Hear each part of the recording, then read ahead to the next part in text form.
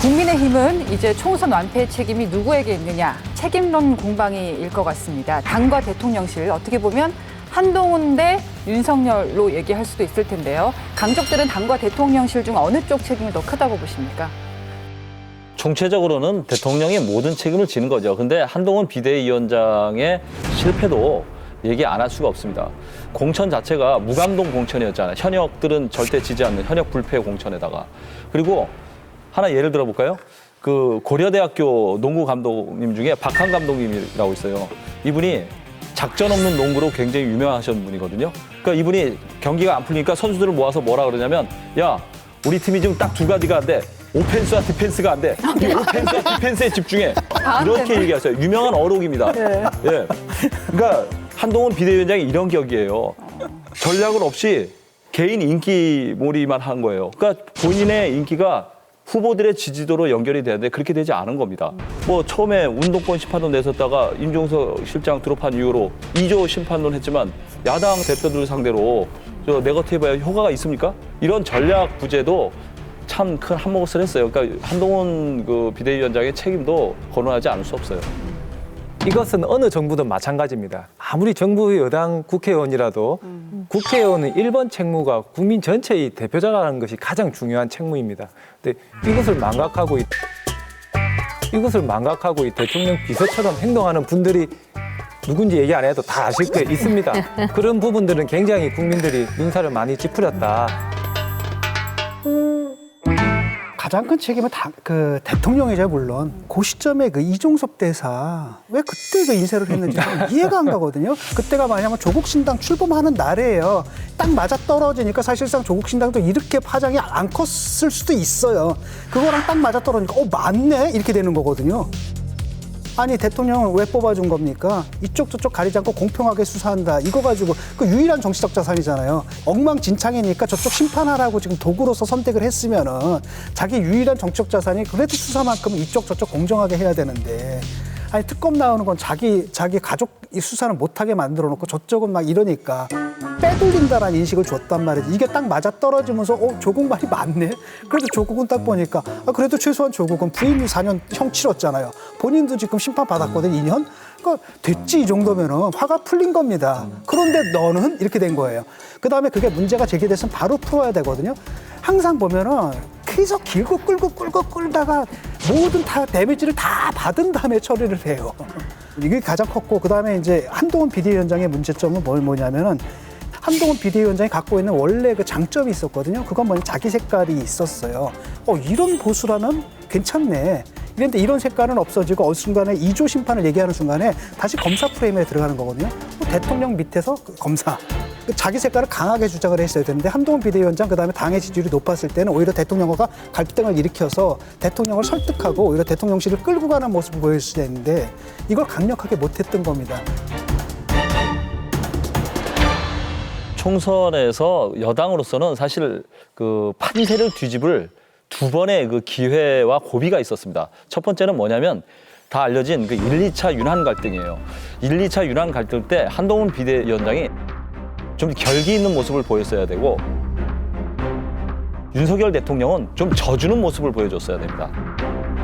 한동훈 비대위원장도 윤석열 대통령과 그리고 의견 충돌을 할 때 굉장히 고민을 많이 했던 것 같습니다. 그런데 그 고비를 넘기지 못하고 본인이 한 발 뺐잖아요. 그게 좀 아쉽고 두 번째는 뭐냐면 그 이종섭 대사건하고 의대 증원 문제가 난항을 보일 때 사실은 그 한동훈 비대위원장 층에서 제가 이제 붙인 말이긴 한데 친위 쿠데타를 한번 시도를 했었어요. 뭐냐면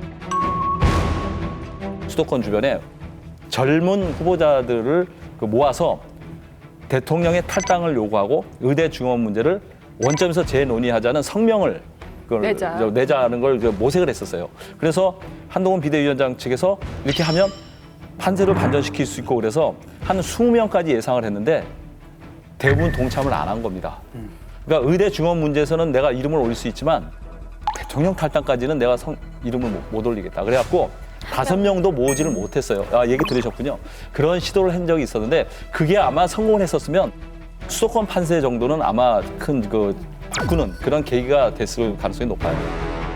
사실 저는 들은 건 없고요. 다만 그 언론에 나온 분이 한 분 계셨던 것으로 기억을 하고 있습니다. 한은경 후보. 네, 그렇습니다. 그 얘기를 했던 것으로 기억하고요. 사실 이제 1차 갈등 이후에 봉합이 되고 그 이후에는 윤한 간에 실질적으로 저는 화해가 있고 주연은 한이고 내가 뒤에서 좀 있어줄게 이런 식의 소위 이제 좀 만들어지면 참 모양이 좋겠다 이런 생각을 했었는데요. 근데 이 갈등이 실질적으로 갈등이 돼버렸어요.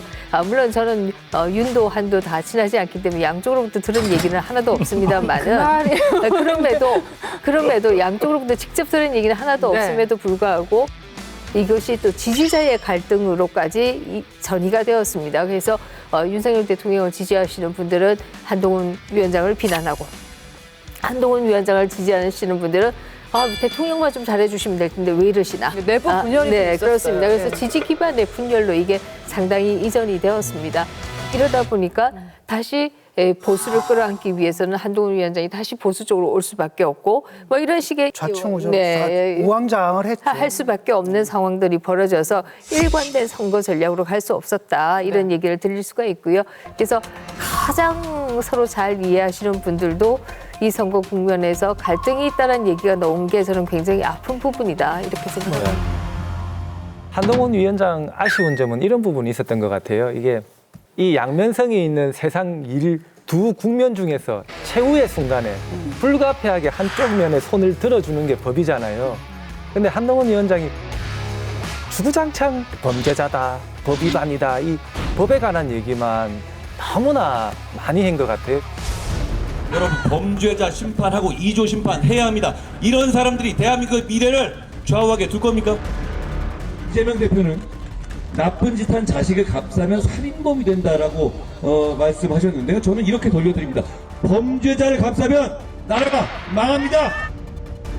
범죄자들이 나라를 망치는데 끝까지 두고 보실 겁니까? 정치라는 게 꼭 뭐 법만 있는 것은 아닌데 그래서 그 부분이 조금 검사 시각이 검사 시각이 검사는 아니었나. 유죄 아니면 무죄거든요. 예. 뿐만 아니라 이제 그 부분이 선거 전략의 부재다라고 표현할 수 있는 부분이죠. 네. 국면에 따라서 경제 이슈를 들고 나와야 될지 아니면 지금 말씀하신 범죄자 프레임을 들고 나와야 될지 이게 조금 다양하게 변화가 일어났어야 되는데 너무 그냥 한 가지로만 갔다. 이것은 또 좀 부재 아니냐 이렇게 얘기할 수 있고 또 자성해야 되는 제가 자성해야 되는 부분이다 이런 생각입니다. 홍준표 대구시장은 여당의 총선 패배 이후 당정에서 책임질 사람은 신속하게 정리하라는 입장을 밝혔습니다. 자, 정리하라는 인물은 과연 누구일까요? 한동훈 비대위원장이 책임이 제일 크죠. 홍준표 대구시장 입장에서. 그러면서 하는 메시지 또 뭐냐면 권성동, 김기현, 박성민은 나서지 말라는 경고의 의미도 있어요. 그리고 특히 그 나경원 의원하고 안철수 의원이 살아 돌아왔잖아요. 그럼 전당대회가 염두에 두잖아요. 그 두 분 나올 가능성이 높거든요. 그러니까 이제 벌써 견제구를 날리시는 거죠. 이번 선거 국면에서 보니까 한동훈 위원장이 조금 그런 부분이 조금 아쉬운 점이 있었어요. 이게 정치인이 속성상 연예인하고 조금 비슷한 부분이 있습니다. 왜냐하면은 이게 연예인도 사람의 마음을 얻어야 되는 직업이고 정치인도 이 사람의 마음을 얻어야 되는 직업이라는 점에서 핵심적으로 유사점이 있어요. 그렇다 하더라도 이제 유세 현장이나 이런 부분에서 보면은 조금 정치인보다는 연예인스러운 그런 모습들이 너무 외부에서도 눈에 보일 정도였다. 그런 부분들은 좀 아쉬워서 좀 스스로를 조금 절제하고 조금 누르면서 할 수 있는 그런 모습이 좀 포함되었으면 더 좋을 것 같습니다. 갑갑하신 분은 한동훈 비대위원장보다도 윤석열 대통령이 더 갑갑하죠. 당 대표를 어떻게 뽑아야 되는데 지금 그런 거 아니에요. 동훈이도 없고 재원이도 없고 좀 뭐 그런 상황 아닙니까? 그러니까 지금 거기다 나경원, 안철수 아시잖아요. 대통령과의 관계. 지금 누구를 당 대표로 해야 할까? 지금 머리 아프실 거예요. 지금 대권형 당대표를 내세우겠습니까? 지금 3년이나 임기가 남았는데 관리형으로 보낼 수밖에 없는데 그럼 떠오르는 사람이 당장 권성동 의원, 권영세 의원 이런 분들밖에 없어요. 그러니까 좀 본인이 굉장히 좀 답답하실 겁니다. 저희가 선거 국면이 끝나고 추스려지고 나면 정말 당대표를 언제 어떻게 뽑을 것이냐 이런 논의들이 있을 텐데요. 저야 뭐 아주 뭐 꼬랑지이기 때문에 아무런 영향력이 없습니다만은 그럼에도 당에서 스스로 이런 문제들을 결정해가는 모습을 보이는 것이 저는 개혁의 일단이다 이렇게 생각합니다. 누구를 관리자로 보낼 것이냐, 누구는 되고 누구는 안 되고 이런 모습이 또 나온다라고 하면 그동안에 대한민국에 지켜왔던 가치를 지켜라라고 뿌리는 뽑지 않은 유권자들도 상당히 실망하실 수 있다 이런 생각이 들고요. 보면은 여당 당선자 중에서도 심판론이 작용한 게 좀 있거든요. 하나는 뭐냐면 나경원, 그다음에 안철수, 이준석이란 말이에요. 공통점이 뭐예요? 다 팽개침을 당했던 네, 사람들이란 다 말이죠. 돌아왔어요. 그러니까 그거 유권자들이 기억하고 있다라는 얘기거든요. 그런 부분이 있겠고 여당의 가장 큰 문제는 대안이 좀 없거든요. 한동훈 외에 또 대안이 없습니다. 다른 분들 같은 경우에는 그 옛날 것의 재탕이라는 느낌이 좀 들거든요. 그래서 뭔가 조금 더 새롭고 저는 핵심이 세대 교체에 있다고 보거든요. 지금 뭐 민주당 잘 나가는 것 같아도 이 세대 교체 면에서는 오히려 국힘 쪽이 오히려 그 조짐, 희망적 조짐 이쪽에 보이거든요. 이걸 잘 살린다고 하면은 미래는 밝을 거라고 봐요. 근데 거기서 어떤 역할을 좀 해야 된다는 생각이 들어요. 민심이 한동훈 위원장과 윤석열 대통령 가운데 누구에게 더 매서운 회초리를 들었느냐 그 지표가 될 수 있는 곳 중에 하나가 부산 수영구라는 의견이 있습니다. 장해찬 후보의 득표 결과 10.2%, 정현욱 후보가 50.3%를 기록했었는데요.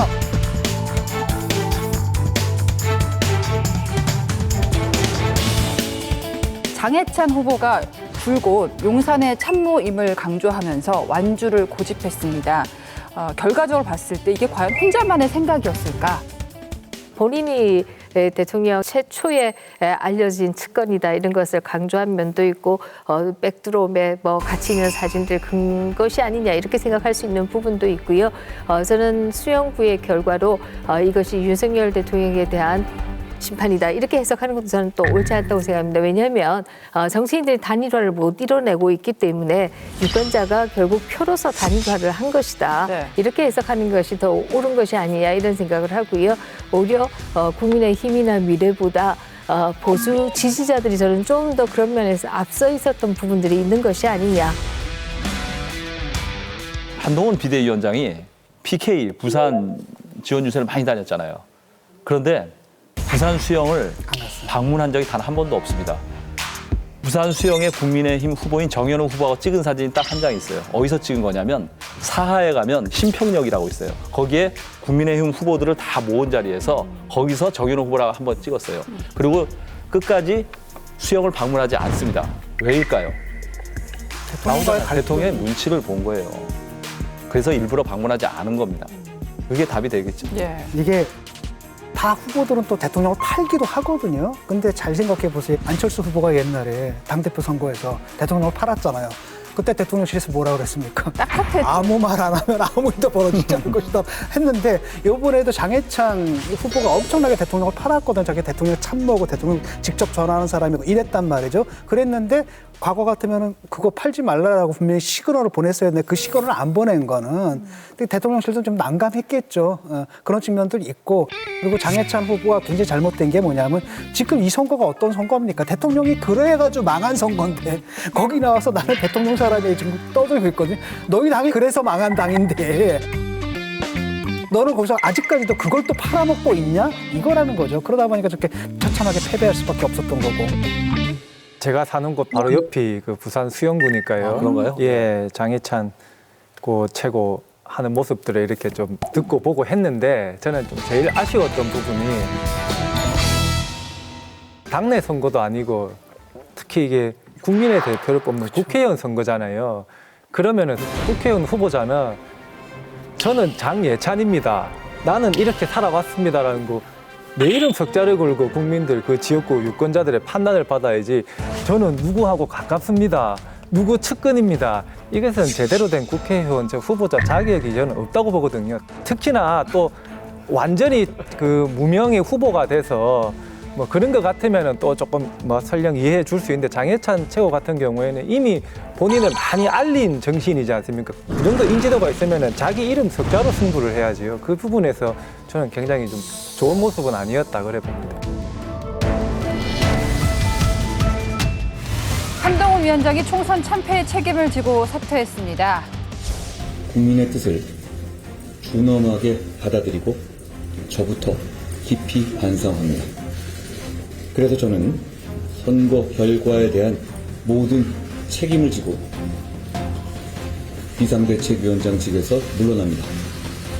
어떻게 해야 국민의 사랑을 되찾을 수 있는지를 고민하겠습니다. 한동훈 위원장의 사퇴 어떻게 보십니까? 말끔해요. 깔끔하고 딱 한동훈답습니까? 할 말만 한 것 같아요. 그리고 분명하게 얘기했죠. 국민의 사랑을 다시 찾는 방법이 뭘까 고민하겠다는 건 앞으로도 계속 정치를 하겠다는 거고 나름대로 굉장히 고군분투했다고 저는 생각을 합니다. 그리고 사실 한동훈 위원장이 이끌었기 때문에 선거가 그나마 이 정도까지는 왔다고 봅니다. 그럼에도 불구하고 정치는 결과로 말하는 거거든요. 참패를 했으면 그 책임은 자기가 지는 거고 그다음 대통령 탓 안 하잖아요. 모두 다 책임이다. 저게 정치인의 자세거든요. 저렇게 해야 됩니다. 아마 이번에 한동훈 위원장이 공부가 많이 됐을 거예요. 이게 정치인들 본 모습은 공천 국면이 돼야 나옵니다. 공부랑 다르구나. 그전에는 다들 뭐 좋은 얼굴 하고 서로 듣기 좋은 말만 하고 있지요. 그래서 아직 젊으시니까 이제 앞으로 좀 정치권에서 좋은 역할을 해주시기를 기대합니다. 말씀하시는 거 보면은 한 그 원로 정치인 이렇게 한 3선 정도 되신. 예. 3선 한 8선 하신 분 같습니다. 좋은 야구 감독은 결코 그 선수 탓을 하지 않거든요. 지금 일시적으로 물러나지만 정치인으로서 완전히 용도 폐기하기엔 너무 아깝죠. 한동훈 비대위원장이 새로운 당대표의 모델을 제시한 거는 맞아요. 이분에 대한 평가, 공천 과정에 대한 평가가 엇갈리긴 하지만 이분이 실제로 공천 과정에서 특정인을 뭐 추천하거나 밀거나 이런 거 하지 않았습니다. 그건 정말 팩트예요. 그게 이제 너무 무능한 거고 무책임한 거라는 또 반대로 비난하는 분들도 있는데 그런 면에서는 당대표가 모범적으로 당을 클리어하게, 공정하게 운영한 그런 모델을 제시한 성과는 있습니다. 그런 건 인정을 해줘야죠. 한동훈 위원장은 전적으로 내 책임입니다라고 얘기했지만 그것이 어떻게 한동훈 위원장만의 책임이겠습니까? 그야말로 위로는 대통령실에서부터 시작을 해서 또 뭐 저 같은 아주 꼬랑지에 있는 비례대표 후보에 이르기까지 모두가 책임을 공유하는 바이다. 이렇게 얘기 드릴 수가 있고요. 각자가 각자의 책임만큼의 반성은 전 또 해야 된다라는 생각을 하죠. 전적으로 내 책임입니다. 이렇게 얘기를 해야지 다른 사람이 그게 또 뭐 다 네 책임이냐 이렇게 나오는 거거든요. 이게 다 내 책임이냐 이렇게 나오는 거고요. 깔끔해요. 사과가 그냥 깔끔했고 저는 텀을 갖고 좀 시간을 갖고 뭔가 그 새로운 플랜들을 갖고 다시 멋지게 귀환하는 모습을 보고 싶어요. 여러분, 여기를 눌러서 구독을 해주시면 강적들 컨텐츠를 빠르게 만나보실 수가 있습니다. 알람 설정도 잊지 말아주세요.